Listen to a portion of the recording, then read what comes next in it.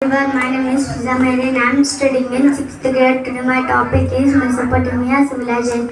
Oldest civilization in the world. The city is divided into three main parts. Secretariat, the walled city outer town. Secretariat has a temple tower or a ziggurat dedicated to the god of the city.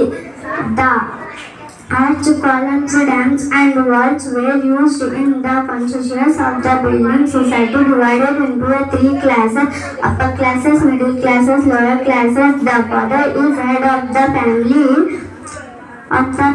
flock, flogging, trade development. The people believed in many gods. Each god has six special god. Agriculture, domestics, and artists, craft were some other occupations. Thank you.